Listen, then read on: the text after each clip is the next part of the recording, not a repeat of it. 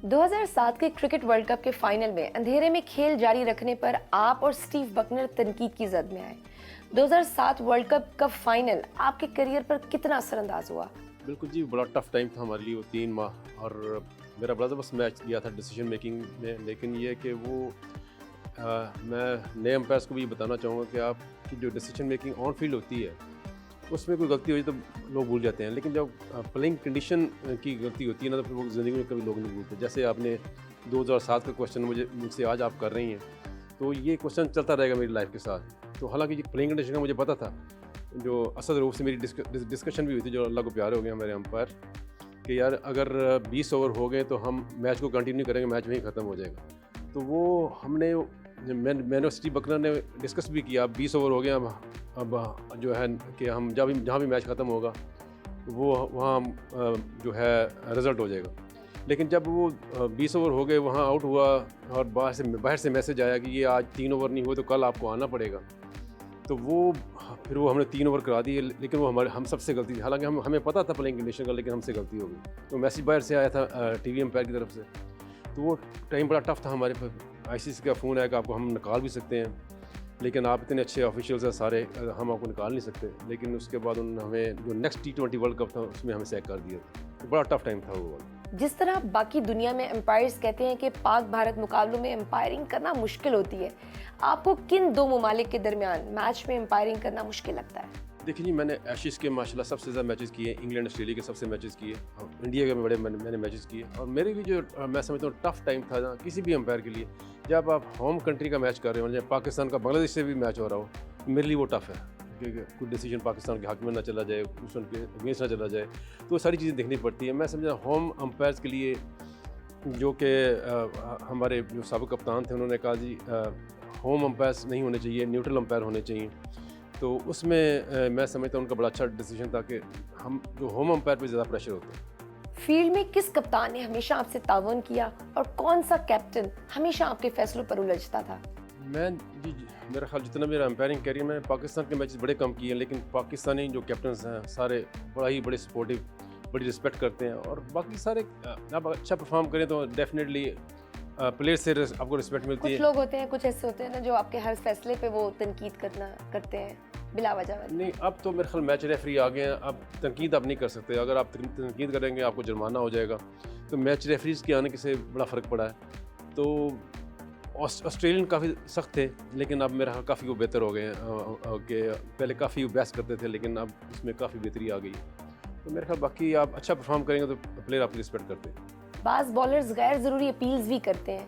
आपको कभी इस तरह के बॉलर्स का सामना रहा और उनसे कैसे निपटते हैं? क्योंकि मैंने ज़्यादा मैचेस बाहर किए, और बाहर जो टीमें ना बड़े ही प्रॉपर तरीके से अपीलें करती हैं, लेकिन उससे हमारी परसेंटेज भी बनती है अंपायरिंग की। इतनी अपीलें हुई, इतने डिसीजन राइट हुए, उसके हिसाब से हमारी जो ना परसेंटेज बनती है।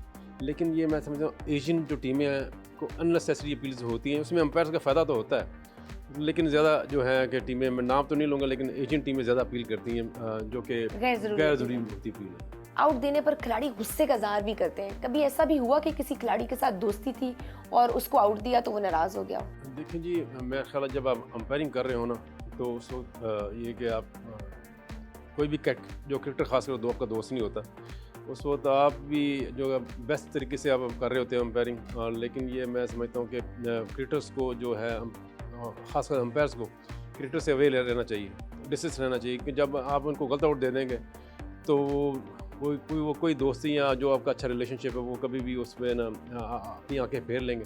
तो मैं समझता हूँ जो भी नए अंपायर्स हैं, डिस्टेंस रखें प्लेयरों के साथ, अगर आपने अच्छी अंपायरिंग करनी है। क्रिकेट को जेंटलमैन का खेल कहा जाता है। मौजूदा खिलाड़ियों में से कौन सा ऐसा क्रिकेटर है जो अंपायर के फैसले का इंतजार किए बगैर ही क्रीज छोड़ देता हो? देखिए, मेरी अंपायरिंग कैरियर में गिलक्रिस्ट ऐसा प्लेयर था, ऑस्ट्रेलियन जो विकेट कीपर थे, जो मेरा ख्याल है जो वॉक कर जाते थे।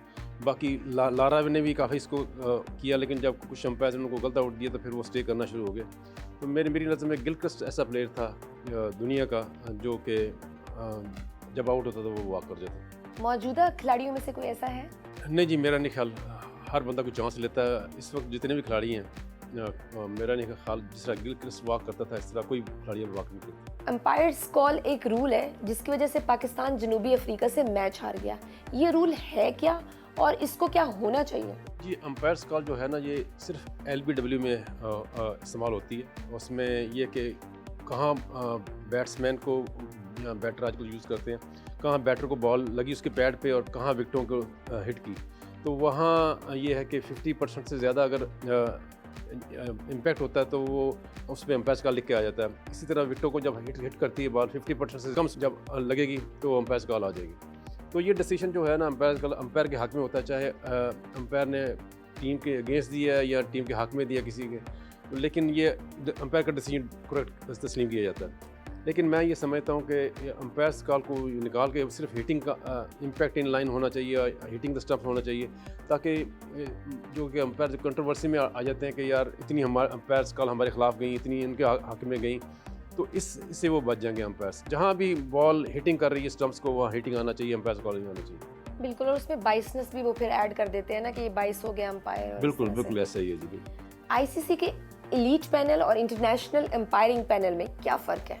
एलीट अंपायर जो होते हैं जी, वो दुनिया के जो जितने भी टेस्ट प्लेइंग कंट्रीज़ हैं उनमें वो चूज़ करते हैं आईसीसी, जो उनकी जो परफॉर्मेंस से बेस करती है, जो इंटरनेशनल अंपायर्स होते हैं। जैसे पाकिस्तानी जो है इस वक्त 3 अंपायर्स हैं जो इंटरनेशनल पैनल के ऊपर हैं, जो अच्छा परफॉर्म करेंगे वो एलीट में जाएंगे। तो वो एलीट में इस वक्त 12 अंपायर्स हैं जो कि आईसीसी से उनका कॉन्ट्रैक्ट होता है, तो उनको अच्छी सैलरी भी देते हैं और वो एलीट होते हैं। जो इंटरनेशनल अंपायर जो होते हैं, जो जिस तरह पाकिस्तान ने 3 अंपायर्स, जितनी भी टेस्ट प्लेइंग कंट्रीज़ हैं उनके जो अंपायर्स होते हैं वो इंटरनेशनल पैनल के अंपायर्स होते हैं। एक अंपायर को इंटरनेशनल अंपायर बनने में कितना वक्त लगता है और आपने कितना अरसा लोकल सतह पर अंपायरिंग की? इस सिलसिले जी, मैं समझता हूँ मैं दुनिया का वाहिद अंपायर हूँ और लकीस्ट तरीन अंपायर हूँ कि मैंने विदिन 1 ईयर मैंने इंटरनेशनल अंपायरिंग में आ गया था। आजकल मैं समझता हूँ बाबर आजम भी इस फील्ड को ज्वाइन करना चाहे तो 6 से 7 साल लगेंगे इंटरनेशनल अंपायर बनने में। इस वक्त जो मैं देख रहा था, मैंने अभी हाल ही मैंने फ़र्स्ट क्लास का मैच किया डोमेस्टिक का, और मेरे वो 29th मैचेस थे वो डोमेस्टिक के, और 145 मेरे टेस्ट मैचेस हैं, जो कि बहुत डिफरेंस है। तो ये मैं समझता हूँ ये मैं बड़ा लकी अंपायर हूँ कि विदिन 1 ईयर मैं एक इंटरनेशनल अंपायर बन गया था। क्रिकेटर तो बहुत पैसे कमाते हैं, शाहाना ज़िंदगी गुजारते हैं, एलीट पैनल में शामिल अंपायर कितने पैसे कमा लेते हैं? फिगर तो मैं नहीं आपको बताऊंगा जी, लेकिन ये है कि अच्छा पैकेज होता है एलीट अंपायर्स का। सैलरी भी उनको डॉलर्स और पाउंड्स में मिलती है। मैं ये समझता हूँ अभी भी जो कि पाकिस्तान के टॉप जो क्रिकेटर्स हैं उनसे काफ़ी कम है, उनसे ज़्यादा नहीं है। ऑस्ट्रेलिया, इंग्लैंड या न्यूजीलैंड से ताल्लुक़ रखने वाले अंपायर्स और एक पाकिस्तानी अंपायर की आमदन में कितना फ़र्क है? देखिए जी, ये ही मेरी हमेशा रिक्वेस्ट रहती है पाकिस्तान क्रिकेट बोर्ड से कि जब तक आप फ़ीस को अच्छा नहीं करेंगे, कोई भी इसमें इंटरनेशनल प्लेयर या टेस्ट प्लेयर इसमें नहीं आएंगे। अभी जैसे कि मैं अभी डोमेस्टिक क्रिकेट कर रहा हूँ, उसमें मैं जो अपकमिंग अंपायर उनको मैं ट्रेन कर रहा हूँ, जो कि आगे जाके इंशाल्लाह एलीट में भी आएंगे। इसी तरह मैं क्रिकेटर्स को भी देखता हूँ जो कि जिनकी एज 35 के करीब हो गई है, मैं उनको रिक्वेस्ट करता हूँ या इस फील्ड में आएँ, लेकिन वो उस वक्त ही आएंगे जब आप उनको अच्छा पैकेज देंगे। तो मैं हमेशा क्रिकेट बोर्ड से रिक्वेस्ट करता हूँ। बाहर कितना उनको पैकेज मिलता है? बाहर हमारे से बहुत ज़्यादा है, और मैं ये समझता हूँ यहाँ जो पैसे हमें मिलते हैं वहाँ सर्वाइव करना मुश्किल है किसी भी अंपायर के लिए।